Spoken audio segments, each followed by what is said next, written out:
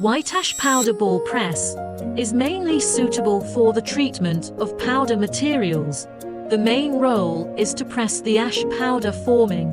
The white ash powder ball press is characterized by large forming pressure, adjustable speed of the main engine, and equipped with spiral feeding device through the belt to the reducer through the coupling to the drive shaft, and then by a pair of open wheels to ensure that the two roller shaft synchronous equal speed reverse material storage bin through the quantitative equipment evenly into the forming hopper. Make the material unit forming pressure from small to large.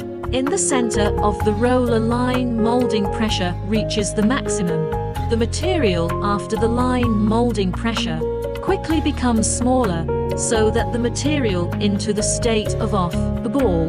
To achieve the purpose of smooth off the ball, the machine has obvious effect on the pressing of dust and ash, and can be effectively used for the pressing of ash.